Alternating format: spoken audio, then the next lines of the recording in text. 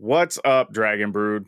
Guess what? We brought our favorite kind of sort of neighbor from the opposite coast in. We have to keep up the illusion that we live next to one another. Yeah, one day. You know what? Like, I saw a thing that on Twitter that the professor is starting to do some standard content, and somebody was like, "Oh, y'all should get Dev and PowrDragn to do a thing." And I was like, it'd be an excuse for us to be in the same place at the same time. So finally, meet. Want to shake this man's hand. yeah, so go tell the professor to much. have us on to his a standard episode of Shuffle Up and Play, I think is what he calls it. But yeah, so if y'all don't already know, there's another video floating around where we're over on Dev's channel talking about our overrated cards. So on this one, we're going to talk about underrated cards from Duskmourn. That feels a little bit more natural, to be honest. It's like when I have to kind of poop on cards and stuff, I don't even really like it that much. Put our spy cats on and be nerds for a minute. This is the kind of video where we get to actually praise cards, which is much more my natural sort of mode. Yeah, and I think this set is tough, man, because we were talking about it a little while ago. Like Bloomburrow, I think most of the creators, we were all kind of on the same page on a lot of the same cards, right? We knew this creature type wanted this. We knew things that cared about pumping things were going to be important, whatever, right? But this set is kind of all over the place. We got new mechanics where you're talking about rooms and stuff, like Eerie, which is kind of a throwback to Constellation from Theros, right? So we're kind of revisiting that. But then there's also like these big overlords, and now we have Delirium kind of figured into the mix. And then we have stuff that works with old cards because we got Manifest now that we have other things that turn stuff face down, right? So that's a thing. So we don't know what anything's going to look like right now. Basically what we're saying.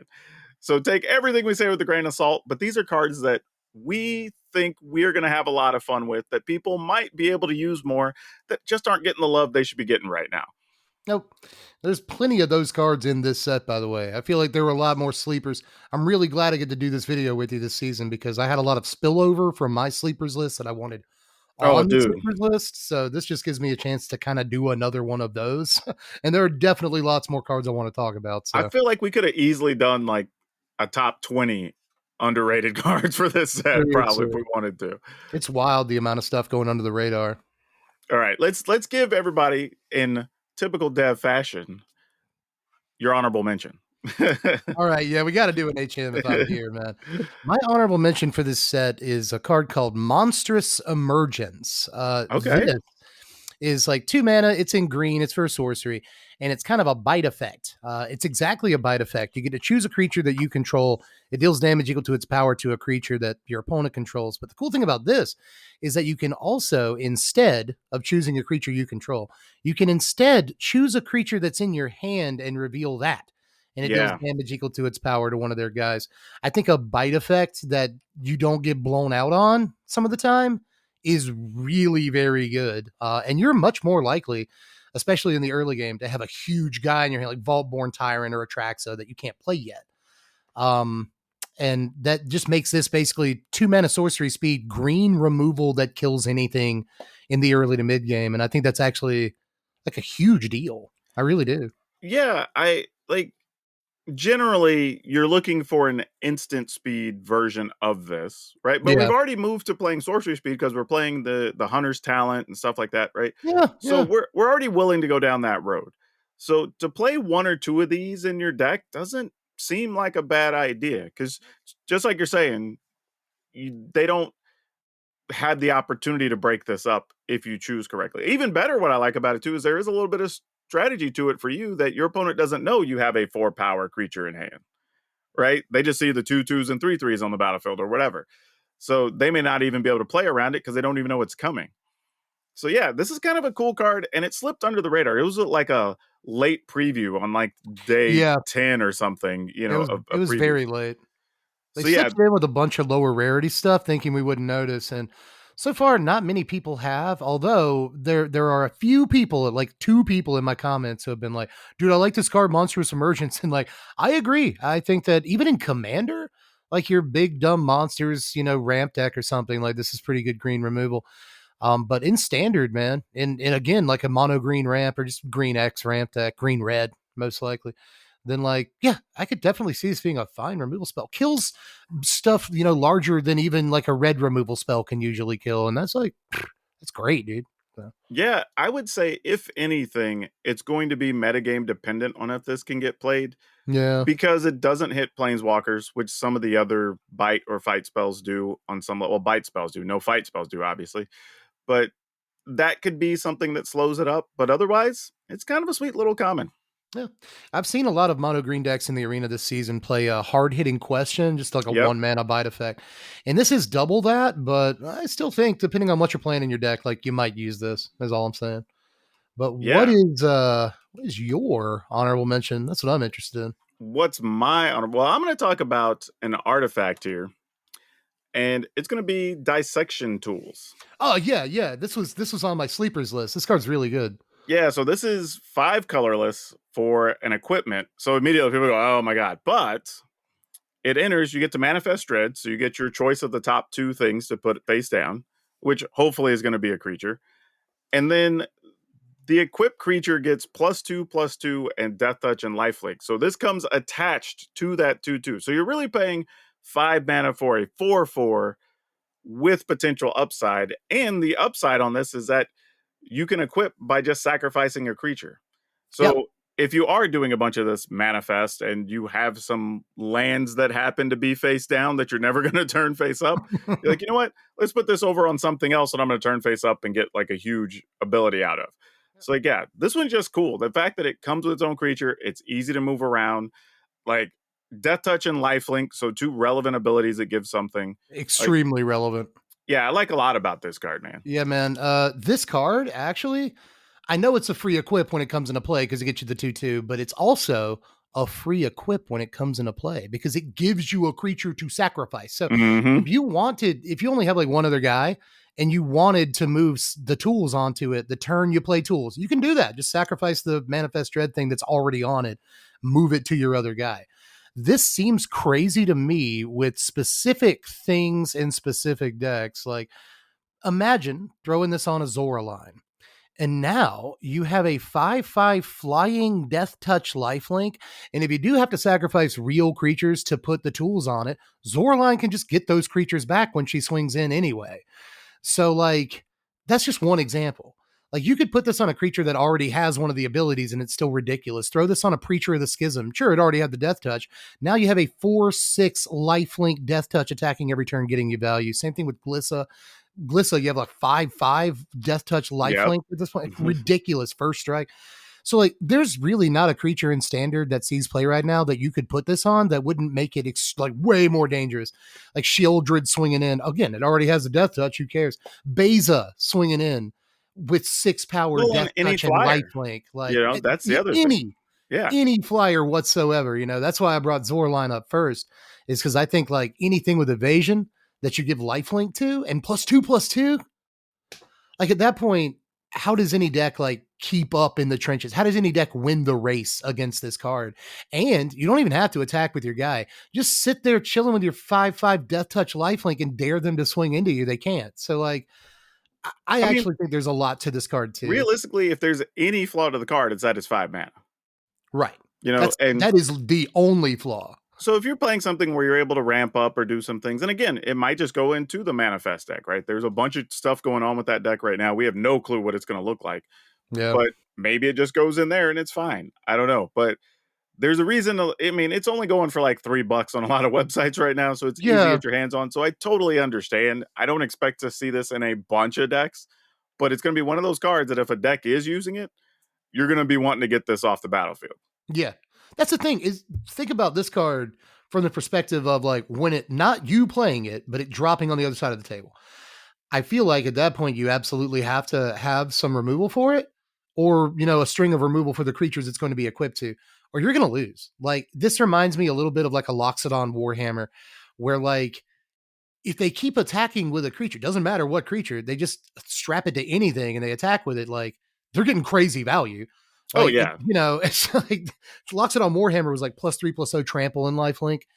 And we've learned before that just like a power boost plus lifelink is pretty nuts in a lot of game states. So yeah, I think this is good. I think it's specifically good in aristocrats or like Bartolomeo Presidio decks that want to sacrifice creatures. yep. Anyway, what people aren't talking about, this is a free, repeatable sacrifice outlet. just which aristocrats decks look for all the time. We usually want them to That's a cost good 3 point. mana. Yeah, that's a But good yeah, point. this is sacrifice as many creatures as you want to in one turn for free. And that it's a sack outlet. That's good. So Yeah, I don't know, 100%. man. What you do is you sack all your guys to Bartolome. He gets like 10 +1/+1 counters, and then he swings in +2/+2 lifelink and death touch, and you just win the game. So I know that that's a hard situation to engineer, but it's one of many situations I think are, possible with a card like this. I am Yep. with you on tools all day, dude.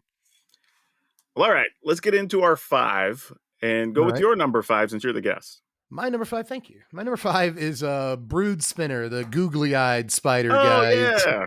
His Golgari colors for a 2/3 with reach. Already, I just want the 2-mana 2/3 reach. I'll kind of take it. ETB trigger, Surveil 2.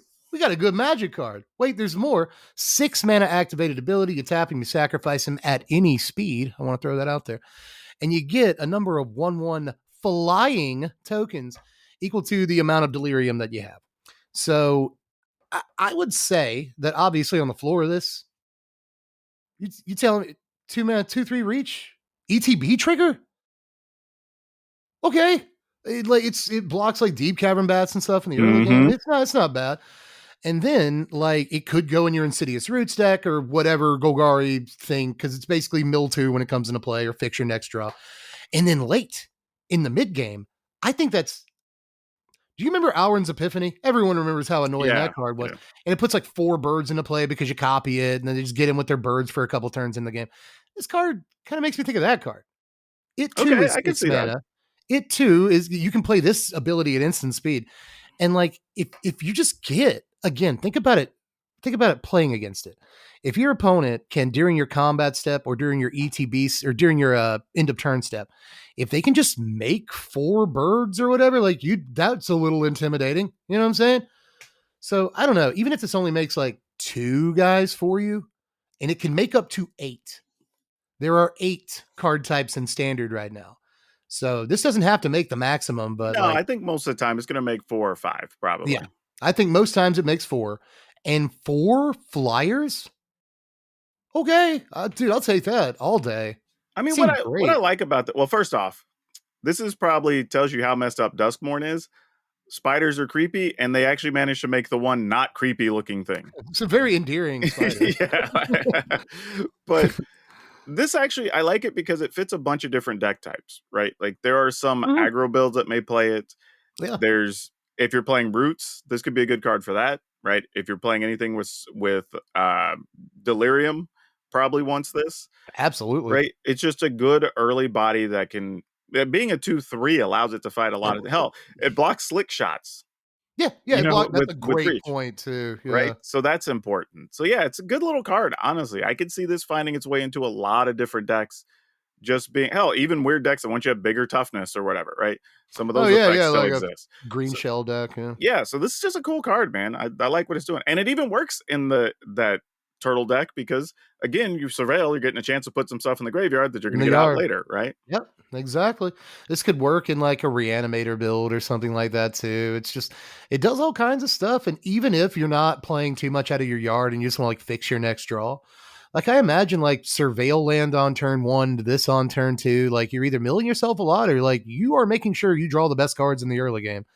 And so Yeah, like I don't know. I think there's a lot to it. I like 2 drops that have like that are good on turn 2 that also have relevance in the mid to late yeah, game. And this they're guy good just top decks like later. yeah, it fits all those bills, dude. If you have, enough mana, this guy's really, really good, I think. So, and then obviously, like you sacrifice him, so you can just bring him back later and get more birds Yep.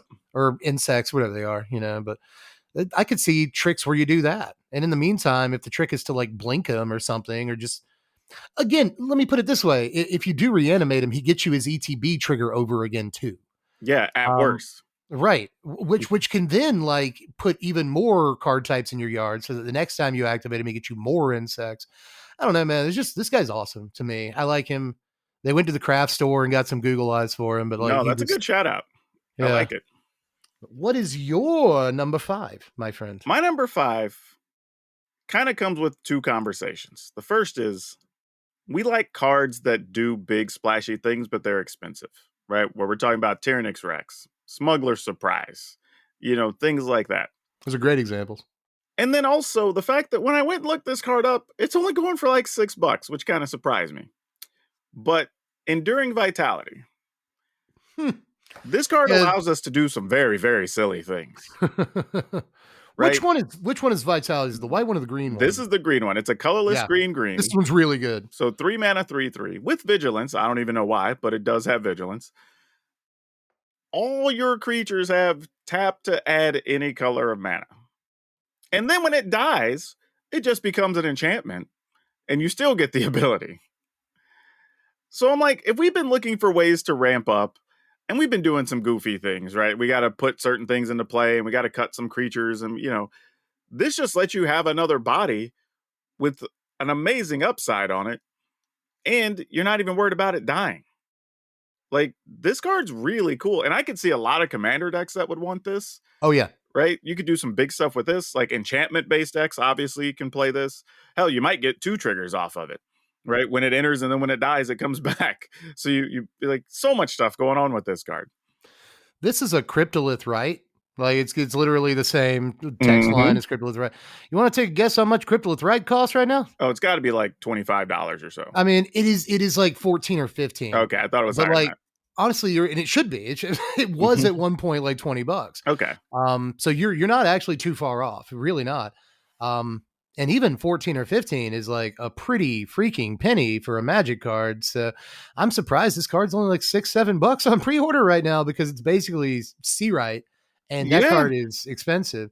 Even if it's just like redundancy with Cryptolith Ride and Commander, you'd think it would be fetching a higher price tag. But yeah, this card is busted, dude. I'm a little surprised that this isn't seeing a little bit more hype too, because like you play it on turn 2. Look at that. I played a 1 and a 2 drop. So now I can spend 2 more mana on my turn 3. Like come on, dude. Like if I played 1 drop Resolute Reinforcements, this card pays for itself on turn 3. Yeah. Like that's like I can have like, though, is 8 like mana on 4 when I untap. It's crazy. It's still the card your opponent wants to kill the turn you play it, but it doesn't matter that it died. Yeah, you still have it. Yeah, that's my thing. It's just like, it still just becomes an enchantment, and then I still have 5-6 mana next turn. I've seen so many people say that any card from the Enduring cycle. We'll get to another one later on in the video because I've got one on my list too. I've seen people say they die to removal and stuff. And like, yeah, I guess they die to removal, but like they come back. They die. They have to die twice to removal. That's good. That's really good. Also, randomly, we don't know if glimmers are going to be important because they're referenced on a few cards, and this happens to be a glimmer as well. Yeah, they are. There are a few cards that, like, if someone has a glimmer, a thing happens or whatever. So, like, maybe at least they're extra value. But they also do trigger Eerie and stuff like that. So, yeah, I think this card is like maybe the second best of these Enduring cards. Yeah, I feel like if I'm doing anything with enchantments, I'm probably just playing this just because. Just because, right? Like, yeah, it's a 3/3 body that happens to be enchantment, and I get more value. So, like, and like I think people are missing that it taps for mana. Yeah. Like, yeah, it's all your creatures, including it. So, like, yeah, I guess you kind of lose a ramp when it dies because it can no longer tap for mana. Well. But like, big deal, dude. It's this card is good. This card is good. Even if you've only played one other creature, on turn 2 before this, well, suddenly the fact that you have that creature is holding Snakeskin Veil up to protect this.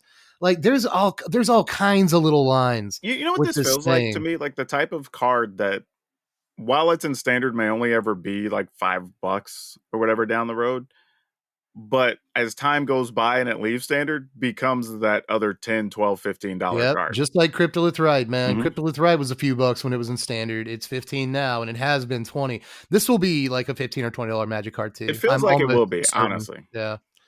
But yeah, 100% agreement there. I think the entire Enduring cycle is better than most people are giving it credit for in general.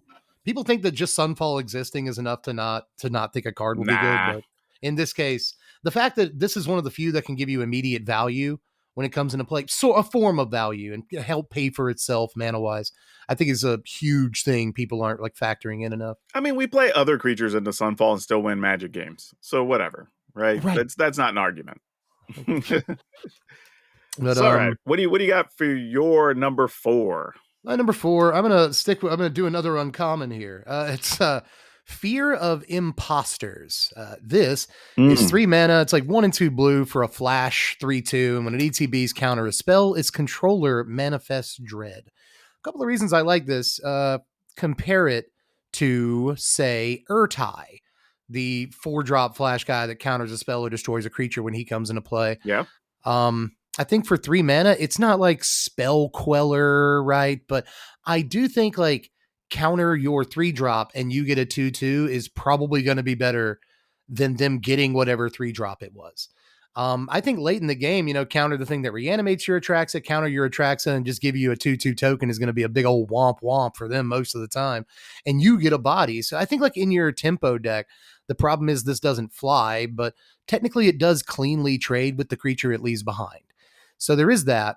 But ultimately, I just think that a 3 mana body that counters anything unconditionally seems like a very good Magic card to me.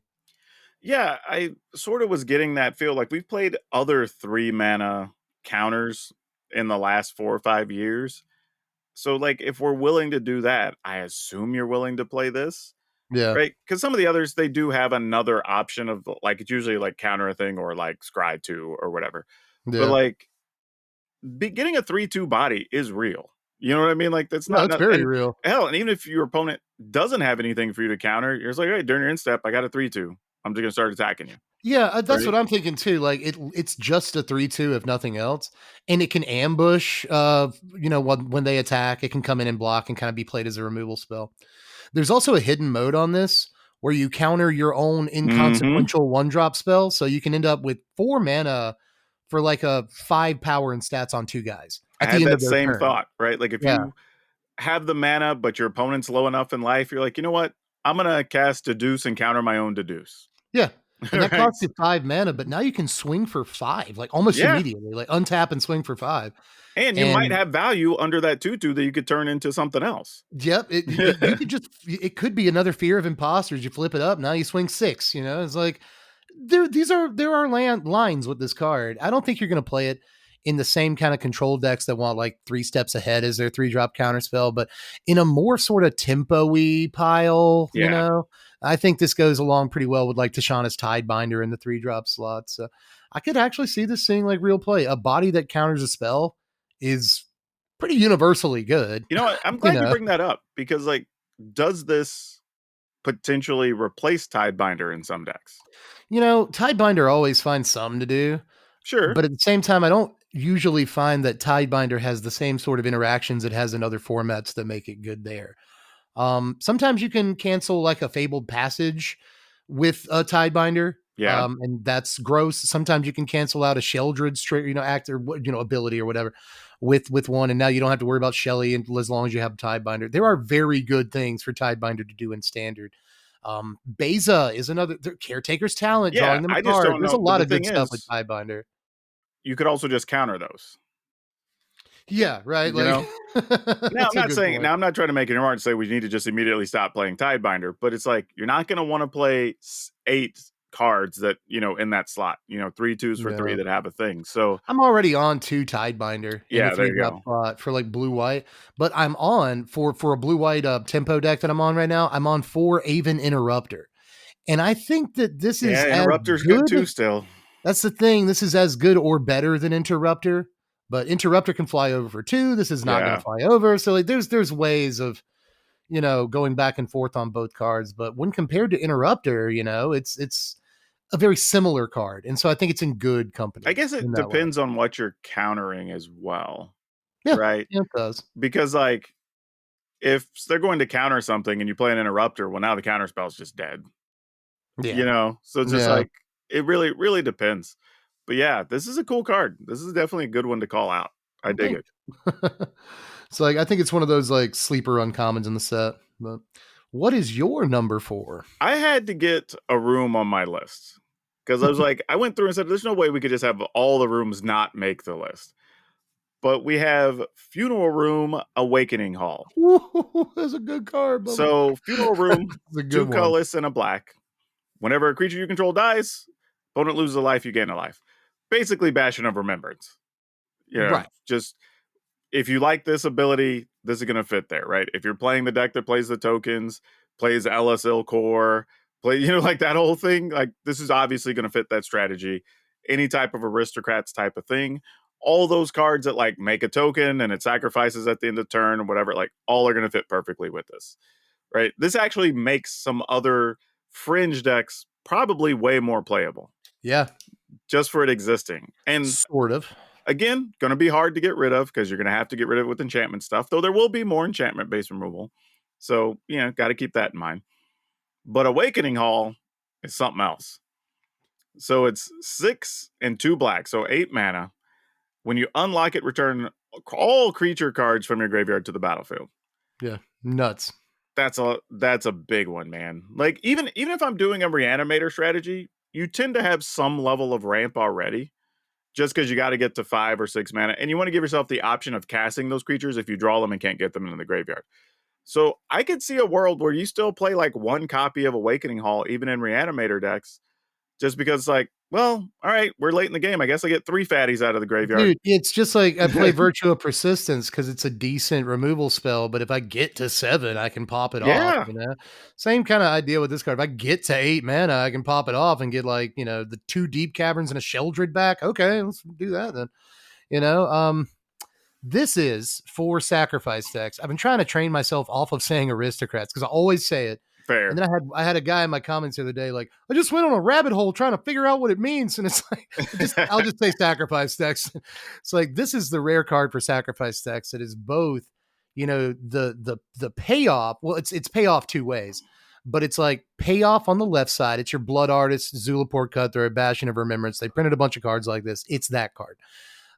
You want this kind of, incremental deal of damage to you at a time on like 5 different cards in your deck. So you win that way, but it's also the top rope elbow drop. It's also the finishing move of the deck where if it ever gets to 8 mana, then boom, suddenly. And then I want to point this out. The Aristocrats deck doesn't have all the ramp in the world right now, but it does have Greedy Freebooter, which leaves behind a treasure token when it dies. So keep that in mind. If it gets multiple copies of Freebooter in a game, then that's a lot of ramp towards this thing.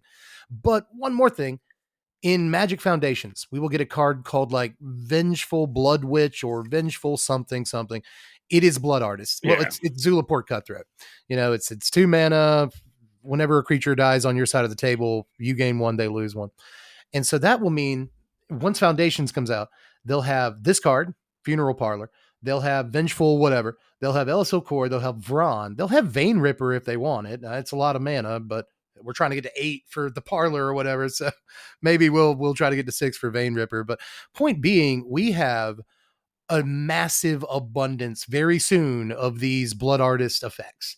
Oh yeah. And I think this could easily see some play in standard too. Like Yeah. definitely. And I think the thing about this card, and I think it's kind of got me to think about rooms in a lot of different ways, that there's some that you don't even care if you open the other side. Yeah. Right? Like Yeah. I'll just play this for 3. And if I never cast Awakening Hall, awesome. It's literally like the emergency panic button because the game went to like turn 12 or something. Yep. Yep. That's fine. It's like it's, people that know my channel know that I'm like, LSO Core is my fiance. We're getting married, all those jokes. So it's my favorite card in standard. I love LSO Core. It was the first, not the first, but the first like big commander deck I built and actually maintained and still add cards to. It's one of my favorite cards of the last 5 years.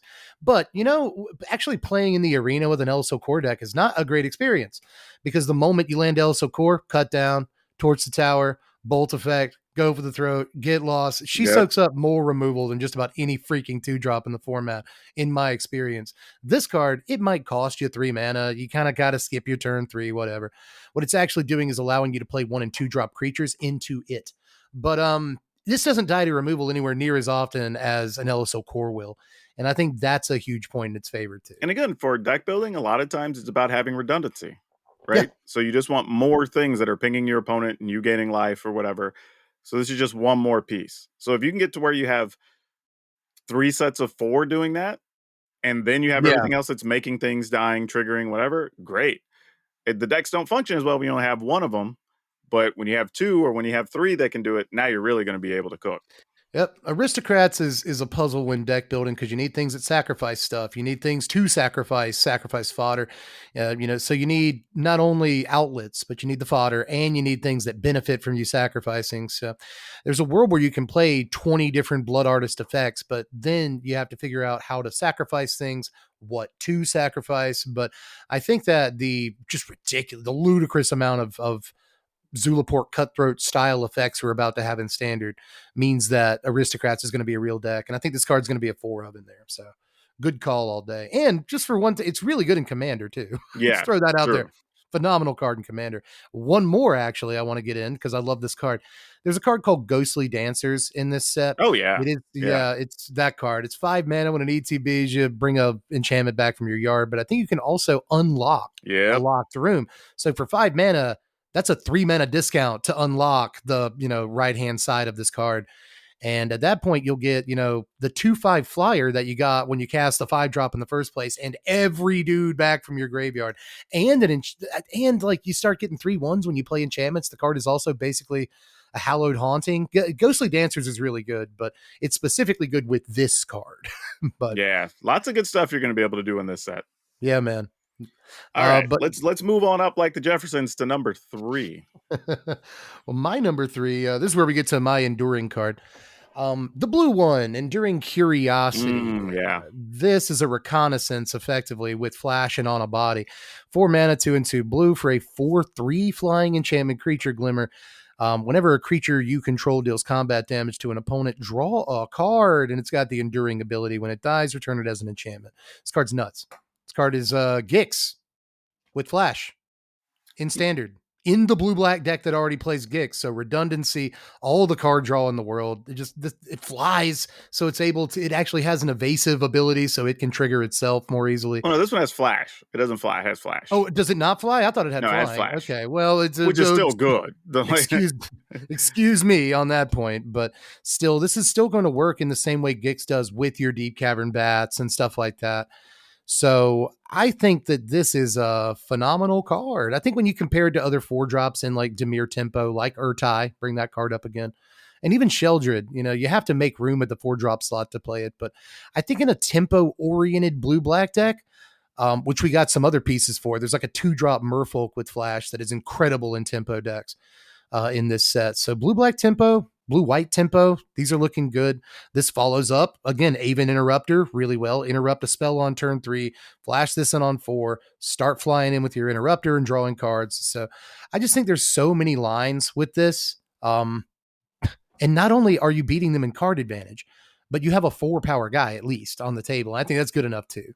Yeah, I think this is one of those cards where you start trying to figure out what is the best place for it, right? Could you just play something that's got, I don't know, the Siren and the 2/3 or 2/1 fairy, you're playing Deep Yeah, Cavern Fairy Bats, Mastermind. and then you play Uh, this, right? yes, And then you're like, that's okay, the now I'm deck you're playing attacking. in. Even if only one of those lived, it's like, okay, well now I'm getting a card and I've got a 4/3 and I got this flyer. Like totally reasonable, right? We talked about previously, like on, if you're going against a control deck, right? They sweep the board. You're okay, well, flash in a 4/3, and now I'm gonna get a card at a minimum when it hits you next turn, and then we'll just figure out the rest from here, right? So there's a lot of spaces this card can go in, and also it's still an enchantment, right? So if you're playing something that cares about enchantments coming into the battlefield or whatever, this fits right along with those strategies. And it can trigger that Eerie at instant speed, which might matter for whatever reason. You might be able to do something fun with that. But you can ambush your opponent's creatures with this. Mm-hmm. And I imagine if you play this, block with it, doesn't trade, block with it, kill whatever it blocks, and then turn around and attack with it and draw a card off of it. I'm pretty sure that's like really swingy Oh in yeah. terms of the advantage pendulum or whatever, And if it So dies, again, it's still there for your other creatures to do it, right? still So an enchantment. it's Works the possible you whole game too. you may want to play this in like a Azorius aggressive thing with a bunch of little creatures and mana from treasure or whatever, and then you're just playing this as a value card. Yep. Like you And don't it even need works to be with your tricky. your restless anchorages and your Mirexes, fountain ports, Hmm. whatever. You know what I mean? Like even after its enchantment, you get through with like a dinky little token or a creature land, draw a card. That's really good. So I don't know, man. I think that especially the flash just makes this kind of ludicrous, especially given that you can play it, you can flash it in on your own combat step after Yep. blocks are made or not made. I've had And that that's very same thought. pretty nuts. Pretty nuts, dude. So Let them commit because they're like, oh, I don't want to block this guy because of that touch, or like, I don't want to lose my 3/3 or whatever. And you're like, all right, cool. Well, cool. I'm going to get a card on top of this, and now I have a 4/3 you got to deal with. You got to deal with right for the crackback, right? That's Yep. another thing is it lets you knowing you'll get some card advantage in a large body, like it lets you attack a little more liberally some of the time. So I don't know. I think there's just so many spots for the I mean, card that like I would it even does argue something. it gives you the freedom to overcommit against a control matchup, Like a right? little bit. Where Yeah. you're like, okay, I'm going to play a creature. All right, I'm attacking. Let me go ahead and play this. I'll get 3 cards right now, just so Right. if you do sweep the board, I have a little bit of backup and my hands loaded or That's whatever, good. right? That's a really good point. Like, yeah. Yeah, Excellent. fun stuff, man. It's a Yeah. good card. Like Yeah. Just the enduring cards are just great. yeah, generally, I think the whole cycle's really good. But what is your number 3, my friend? My number 3 is Huntwood Shrieker. Colorless green for a 3/3 beast mutant that whenever it attacks you manifests dread. And then for 2 mana, a green and 1, you can reveal a face down permanent. If it's a creature, you turn it face up. Love it. I think this card's bad. So Oh, I'm it might interested. be, Yeah, I'm interested in what you have to say. but it really hinges on if we'll call it the face down deck because not everything's going to be manifested. But Face down, booty up deck. yep, if face down decks are a thing, I think this card is relevant. I will give it though at least the minimum upside of even if not like even if it's by itself, you're building an army every time it attacks. Right? It's a 3/3. You Yeah. get in there. I make a 2/2. Maybe get some value. Hell, it might even be worth it to run it in anyway. See what you get. If you do get a Yeah. big body, spin the 2, knowing this is going to die in combat, and then just turn the thing face up right then immediately. Right?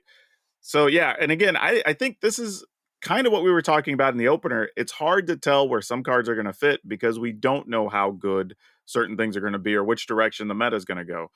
But man, if Manifest Dread is a thing, or again, the face down deck as a whole, this could be real. Like just being able to play Yeah. spells, because there's some even instance that like you get to do a thing, Manifest Dread, and then like during their end step, you pay 2 more and turn the thing face up. Like possibly. I don't know. I think that this one of the big problems with this is where it is on curve because Oh, sure. disguising thing costs 3, most manifest dread things cost about 3, or a lot of them do. So if this were 2 mana with less power toughness or 4 mana with more power toughness, I think it may have been in a better spot. But I'm not too sure about it. There's no real keyword abilities on it. There's no real way for it to survive combat, but it does give you value. Oh, If it yeah. The ever trick if it is ever gets in, it gives you value. I don't think about always playing this on turn 3, Yeah. right? This Yeah. is all right. Now I need to rebuild, or I already have stuff out and it's turn 6, turn 7. Okay, cool. Now we just start turning things face up every turn, Yeah. right? But what I Yeah. do like about it really is in Commander, right? Because there's Oh, yeah, yeah, yeah, many yeah. times there's somebody that you're like, you know what? I need to attack over here so I can get something down and see if I can find a better creature. Or if you're playing something that just ramps up to a bunch of big stuff, cool. You don't even care if this dies in combat. You're like, I'm going to get some big thing face down and then get to turn it face up right quick. I'm game for that. Right? Let's do it. Yeah, the card does work with itself. You put something huge down, turn Hmm. it face up for cheap, and that's cool. So you don't even really have to be working with other manifest dread things, so long as you just have large creatures you can snag with it, and that's kind of cool. Oh, yeah. Um, I think if the card is busted in any way, it's probably that like I can face down a Vaultborn Tyrant and turn it up for like whatever it is, 2 mana for the activated ability. That would be gross. That would be disgusting. So You like play I could this on see 3 it. attack and then you get a 6/6 Vaultborn Tyrant. Like, Like ugh. it does kind of kneecap itself a little bit in that department because like if you do flip over something with an ETB trigger, you don't get the Oh, ETB sure, trigger. sure. But like, yeah, like you don't need on turn 4, you don't necessarily need the ETB trigger on Atraxa. It's a 7/7 flying lifelink. So like Yeah, I could see that being okay too, but I think that's going to be the biggest problem, though, is and we can say this about so many cards in the set, is just what does the rest of the deck look like, right. right? How many Like big things are we playing? How many enchantments do we have to where, like, okay, well, this isn't going to trigger on the non creature things. So it's just, that's the issue of just what does everything else look like around it, I think is the It's real like question. I think the strong line here is supposed to be like Manifest Dread on turn 2, like literally the card called Manifest Dread that Sure. costs 2 mana to manifest.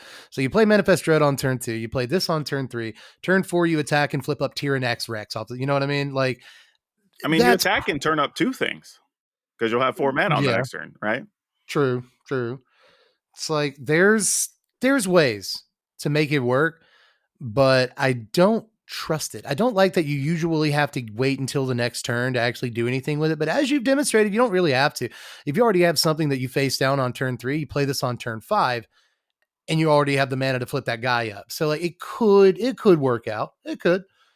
You honestly, you kind of taught me into it a lot more than I was It's also not bad beforehand. to. There's also some scenarios where it can be a bait card for something else, right? Like, let's Yeah. say you play this on 3, force their removal out, and then you play, what is it, Yarick or whatever the guy is, the 4/4 Gruul card that face down cards when they die come back, whatever, that whole Yeah, thing. Like, yeah, you that play guy. that on 4, and now they probably don't have a removal card for that guy, That. and that's your Right. value over this, right? So now those decks have multiple must deal with threats.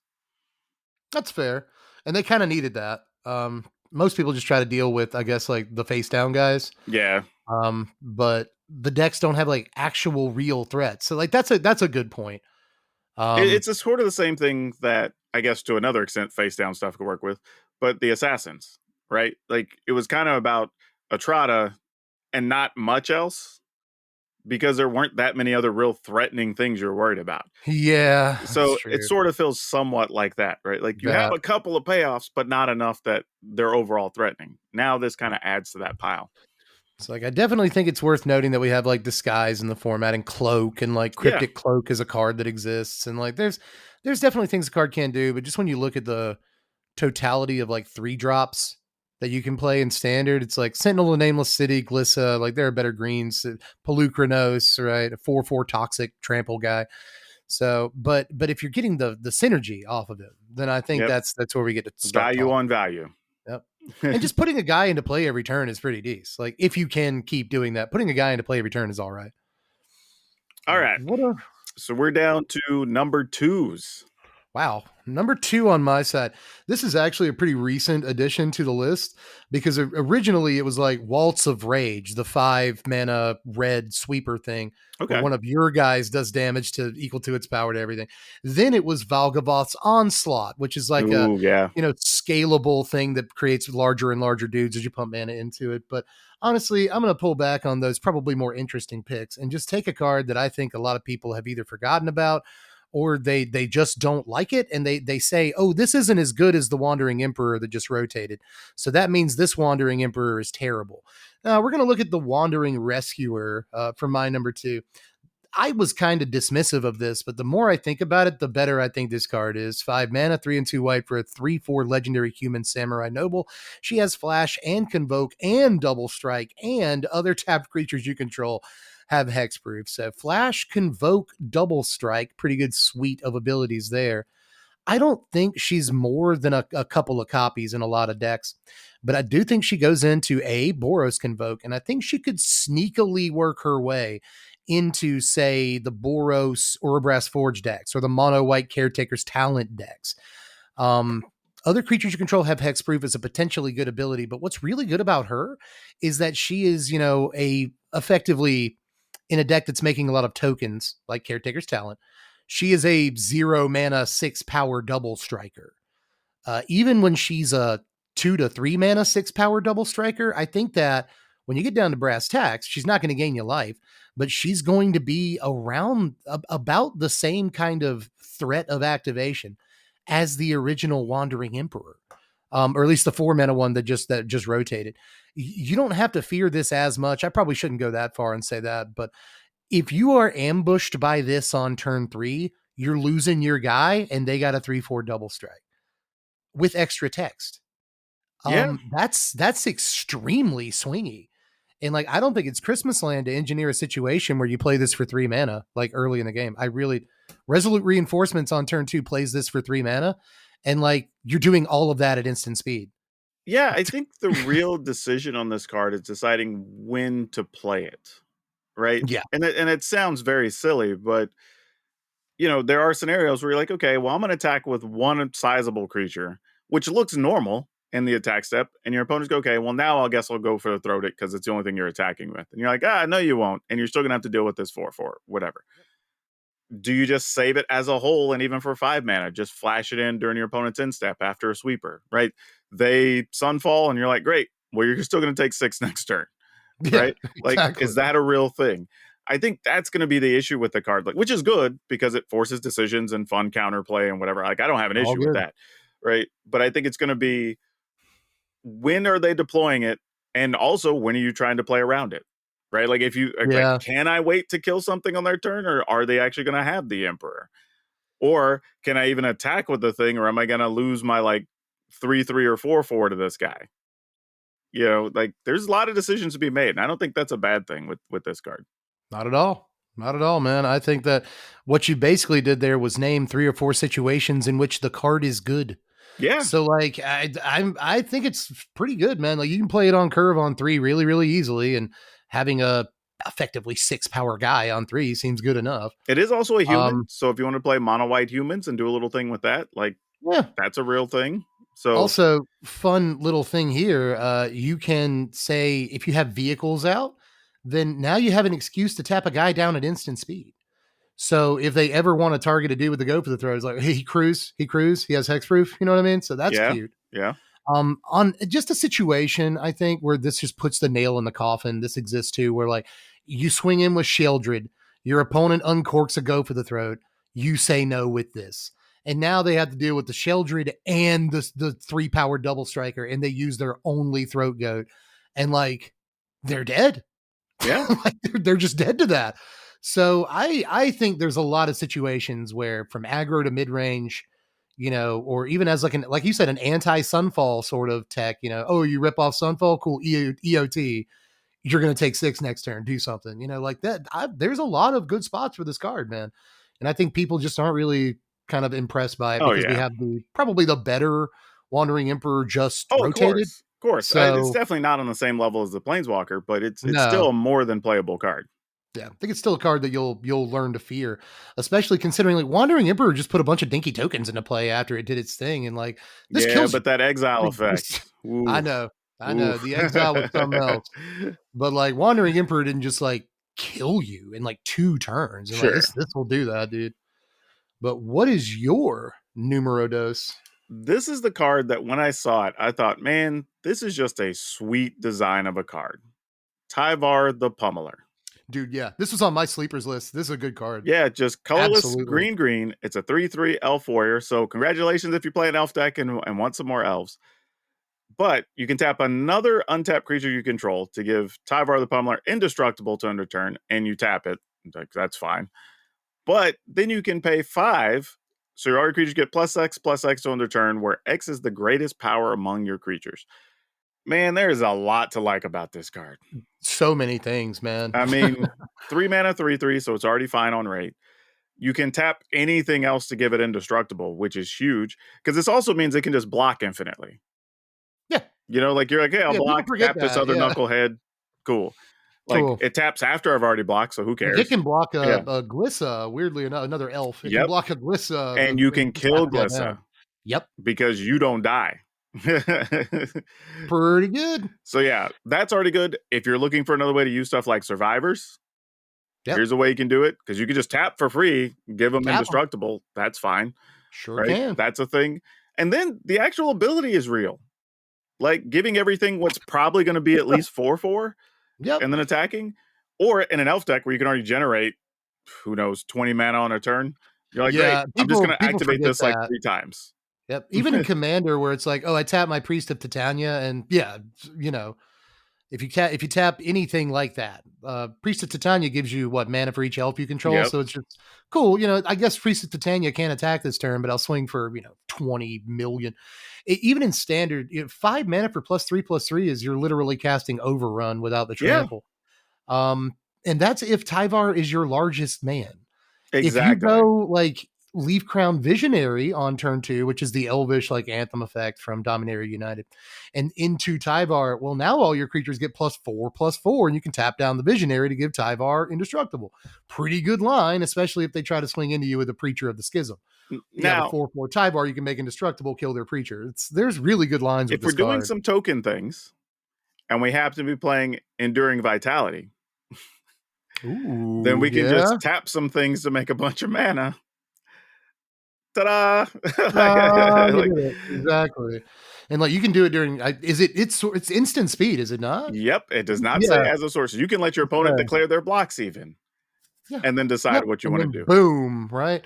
You can It's get easy stupid and enough. start pairing it with stuff like Tristani, so you can give something double strike that's been pumped up. Like, you can do a Yeah, lot that's of a good silly idea. things.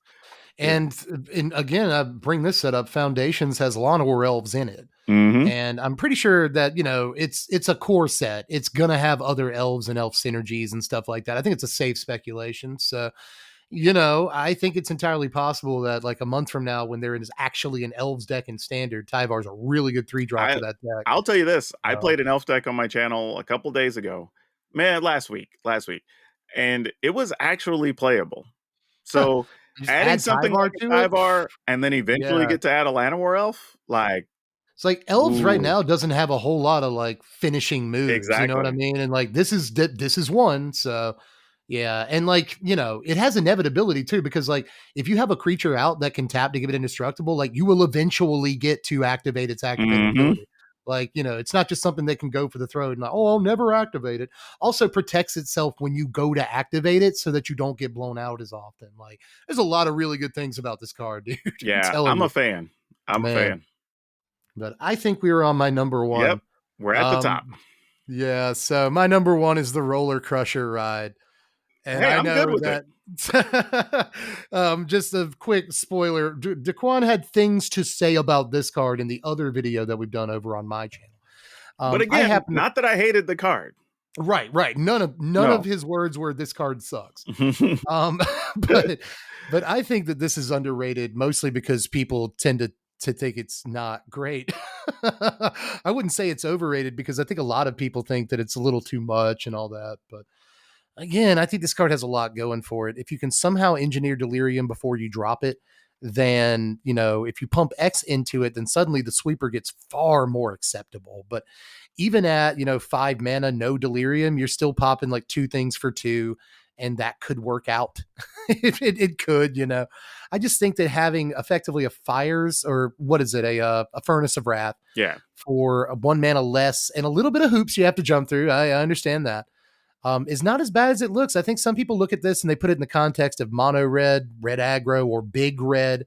I think big red is a consideration, but I do think this is going to work a lot more in, Jund decks, or maybe green red or black red, or just having another color to do some of the lifting to help you get Delirium. Because once you're in the late game, this can deal up to 8 damage to 8 targets, which is just an effective, surefire one-sided sweeper. But I guess you could do more than that if you had the mana to do it. But at some point, let's say you put 7 mana into this and it's not turned on with Delirium. What does it do? 4 damage to 4 targets? Mhm. That's a one-sided sweeper most of the time. So, and seven's not as hard to get to as people like think it is. Um, and of course, you have Delirium turned on, you're dealing like a billion damage to that many targets. Like you're killing them all almost certainly. So I don't know. I think that the lessons we learned from Meat Hook Massacre is that A, X doesn't have to equal anything. And I think that X doesn't necessarily have to equal anything on this card. And B, scalability is very important, even if your scalability costs a lot of mana. And Meat Hooks did. It was hard to make Meat Hook an acceptable sweeper, but it still was, like, so often. And oftentimes it was an acceptable sweeper because it could take out low toughness creatures very easily. And so can this. I just don't want to make the same mistake we made on Meat Hook. And I understand how the cards are different, but I do think this card has an awful lot going for it in the right builds as a one-sided sweeper that also makes tons of other like non-combat damage effects literally twice as good.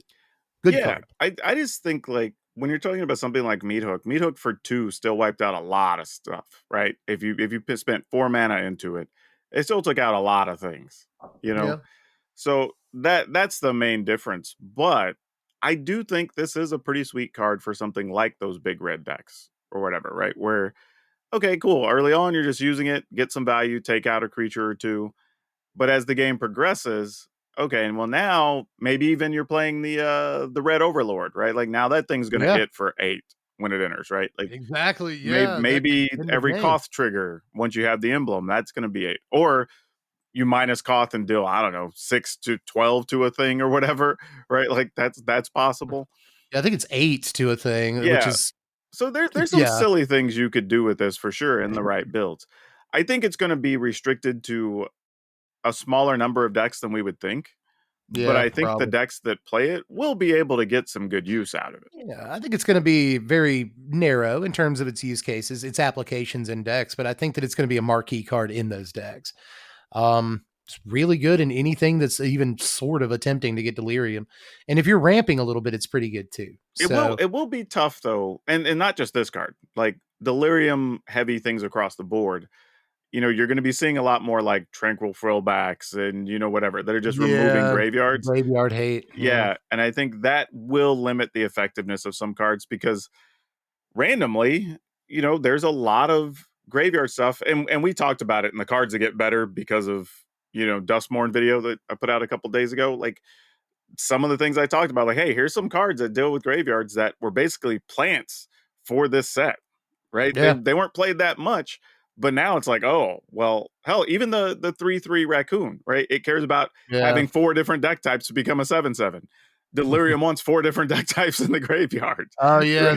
the 2 mana 3/3 that's also Yeah. like a scavenging ooze. Yeah, that's a Uh good card. Keen-eyed something or other, right? Keen-eyed Curator, curator. Keen-Eyed Curator, yeah. So it's just That's like the one. even that card specifically has almost the same words to be the antithesis to delirium, right? Yep. So we do have to be aware of that. But even if you don't ever get delirium, just as a removal card, it's not terrible. I No, mean, just straight it's up, really not that bad. spend It's 5, take out a one-sided. couple of things. Like that's all right. It's like people forget that a one-sided sweeper costs a little bit more than your average, sweeper. But I think even at 6, still 3 damage to 3 targets, like you were saying in the other video, it's not necessarily as good as like a Brotherhood's End, but it is, it doesn't hit planeswalkers like Brotherhood's End would. It doesn't hit your own guys like End would. So, I think that there's definitely ways to think about this card. I mean, back to the red Overlord. Mhm. I think especially that one because like later on in the game, you rip it off the top of your library, you play it. Um, and it's well actually let me go back. You pay the 4 mana for the red overlord, Yeah. and it does the 4 damage when it comes into play. That's 8 damage when it comes into Mhm. play, and then when it you remove the last thing, it becomes a creature and it can attack. It attacks for 8 damage. Yep. Like there's real I'm telling you. I think that people just need to play with this one first before judging it. See if it gets the jersey and tryouts before you just I see mean, it's like, in NFL terms, it can at least make the practice squad, yeah, you it know. definitely it definitely could be. Just don't see a kid, while you're picking teams for dodgeball, don't see a kid that you think is not going to be very good because you know what I mean. Don't not pick a kid because of how he looks is all I'm saying. Sometimes that kid is the one that can whiz a dodgeball 100 miles That an kid hour might have across great the hands gym. and he'll never get out, you Exactly know? right. So I think this might be one of those situations where a card is a little bit better than it looks. You know what I mean? But that brings us to your number one. Also a Let's red see. card. So this is one, and I spent some time. I was at a store championship event last Friday, and sitting around just talking about different cards. And the more I discussed this one, I was like, man, this might be even better than what people are saying. Like, this is a card that people are talking about that I think might still be underrated. Screaming Nemesis. Really underrated? I think it might be even better than people think it is. Wow. Okay. 2 colors and a red Okay. for a 3/3 spirit with haste. Whenever it's dealt damage, it deals that much damage to any other target. And then if your opponent's dealt damage, then they can't gain life for the rest of the game. This card, man, the more I thought about it, I was just like, this card is just, it's diabolical. Like, it's just a nuisance, right? Because you can't block with anything even of size and kill it. right? You Yeah. you have to block with a seven. Well, not even you block with seven, it just kills it anyway. So like it's gonna kill whatever blocks it, basically, right? Like you don't have. I mean, I guess except for well, No, I even think you're right. so, I think Gusa it's would seven kill it and seven. then die. Yeah, You know what I something mean? like that. Like Like, that's imagine giving this guy death touch. yeah, that's funny. That's But like it's pretty wild though, right? Like because you read the card, it's like, man, there's no good way to block this because it's just gonna deal damage. And then if you just try to chump it, they're like, you know what? We're just gonna deal that damage to the controller, so then they can't gain life for the rest of the game. Yep.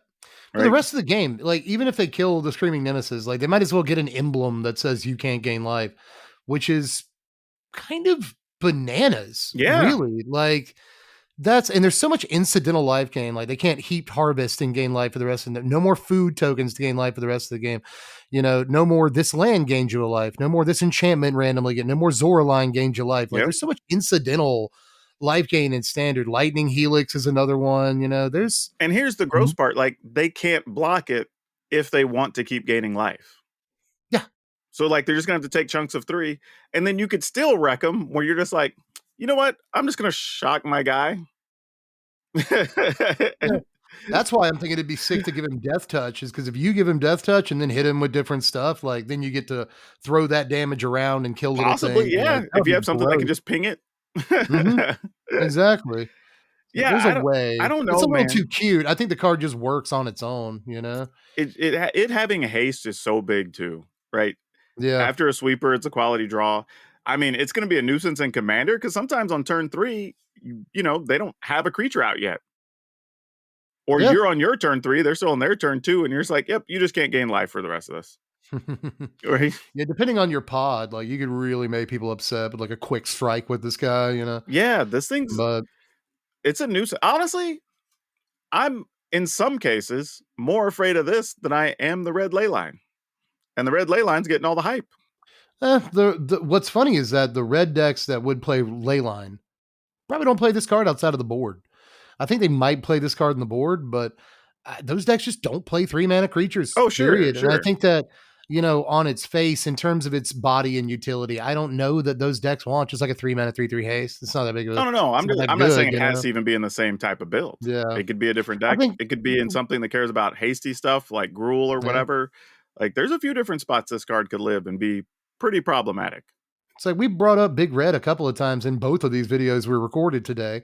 And I think that, you know, even if on the very floor of the card it soaks up a go for the throat or something like that, well, it's one they don't have for your 4-drop beast. It's one they don't have for your Bonehorde Oh, Dracosaur when you not play just it. that, You know what I mean? but So, even defensively in those big red decks. Like yeah. block a 2/2, pick off Yeah. another creature. Another creature swing into this, you know, dare them to swing in with Yeah. this. It's actually a pretty good defensive tool as And what are they gonna well. do? Lightning strike it and still lose a creature? Still lose something. Like, you Yeah, know there what I was a mean? It's like, creature like back in the day called Boros Reckoner that was basically, you know, 3 Boros yeah. hybrid to cast it.